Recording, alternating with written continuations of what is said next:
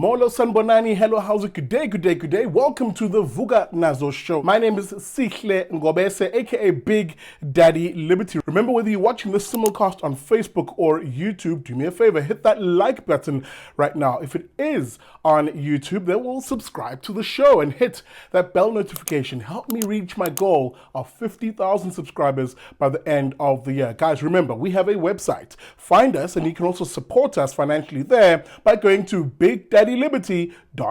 Now, with that being said, enough of the jibber jabber. Let's get straight into the news.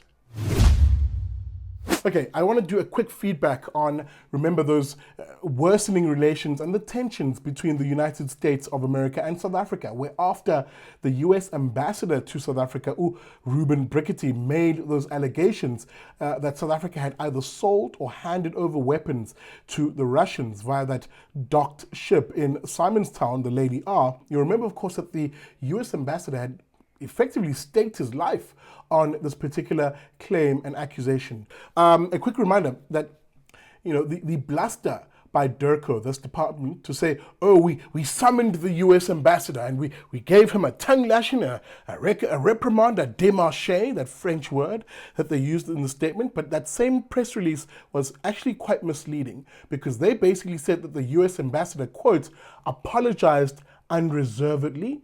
That seemingly is not the case, because the US ambassador has not to date actually retracted the claims that he made and these allegations. And if anything, he's made it quite clear that these allegations still stand. He may have apologized for how he said it, that is going to the media, but he hasn't apologized for the fact that this allegation still stands. And that, for me, is possibly the reason why Cyril Ramaphosa took the action that he took of launching a commission of inquiry into this particular claim, led by a retired judge. It stands to reason that the Americans are very serious about this and have possibly even handed over some prima facie evidence to have prompted this response from the South African government, so that their bluster and their bravado is actually meaningless.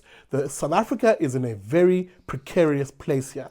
It is effectively, via the ANC and its ideology, biting the actual hand that feeds the South African economy. And again, let me take a quick pause here. I don't care where you stand on this issue. I don't care if you're pro-US or the West, or you're pro-Russia, China, BRICS. That's not the issue I'm prosecuting here, and I couldn't give a flying fudge what your particular camp is, because I know it's going to happen in the comment section after this. What I am detailing here is simply the hard analysis, the facts of the situation. And the facts are this: South Africa is in a precarious place, because if anything to be said about the situation, is that South Africa depends more on the West, the US and its European partners, than it does its Brazil, Russia, India and China partners. That's BRICS, of course. Again, that isn't to say that BRICS isn't important. It's just simply to point out that the West is our biggest trading partner, and if South Africa continues on this particular path, it risks becoming, as it has been in the past with apartheid, for example, a pariah nation to these countries. And the stakes are very, very high. What am I talking about? Well, let me take you to a piece written by WANDILE SIHLOBO, who is, of course, a agricultural economist, one of the more prominent voices on anything agriculture. And this is effectively what he says in his piece about the economic choice between Washington and Moscow is clear. He says the following. Now, WANDILE points out that South Africa, benefits far more from trade with the US than with Russia. Therefore, from a purely economic standpoint, the obvious approach in an increasingly uncertain world is to nurture relationships with countries with which the country already has strong economic ties. The US was South Africa's second largest export market in 2022, accounting for 9% of the total, according to data from Trade Map. China, of course, was leading export market, accounting for about 10%, only a mere 1% more of our exports. Other import markets include, of course, and this is where the Western countries come in strong, Germany, Japan, the UK, the Netherlands, Mozambique, India, Botswana, Belgium, Namibia, and Zimbabwe. And where exactly is Russia insofar as it's important as an export market, a trading partner for us? Well, Wandile says Russia is one of the least important export markets for SA's exports, accounting for a mere 0.2% in 2022.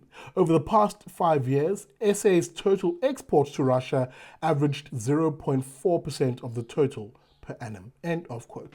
So the evidence here is absolutely crystal clear, as you can see from WANDILE SIHLOBO's piece. And again, he's not the only voice pointing out the dangers of South Africa's ANC government trying to position itself as being more friendly with one side or the other. This, ironically, even as it says, it claims, the ANC, that, it takes a position of neutrality on these issues. That's clearly not true. And if anything, the US is beginning to call out South Africa for this exact bull. So that, to me, it's absolutely crystal clear. Do not confuse America's relative silence at the moment as them having been reprimanded by South Africa and having apologized reservedly. They haven't done anything like that. The Americans are probably biding their time and will quickly remind South Africa that actually South Africa is dependent on America. Take, for instance, the AGOA Act. Remember that wonderful deal, preferential deal that South Africa benefits from because it gives South Africa open trade to the US market. That's the Africa Growth and Opportunities Act. That deal is set for renegotiation in 2025. So you can bet your bottom dollar that the stakes will become very high going into the future. And how South Africa acts now will probably determine whether we stay as beneficiaries of this and other trade agreements which really benefit South Africans economically. Tread carefully, dear ANC. All right, that's it for this episode of Vuka Nazo. Please, hey, let me know what you think about this particular matter. Leave a comment, whether you're watching on Facebook or on YouTube. The most important thing you can do is to, yes, hit that like button, but more importantly, share the stream. Please share it widely. With that being said, if you're looking to support the work that we're doing here, and it's the advocacy work in particular, then please consider contributing to the show. How do you do that? Find a payment method that suits you at our website. That's at bigdaddyliberty.com. Now, if you like any of the stories that we covered here, the links are in the descriptor. With that being said, thank you for watching. I'll see you on the next episode of the Vuka Nazo Show.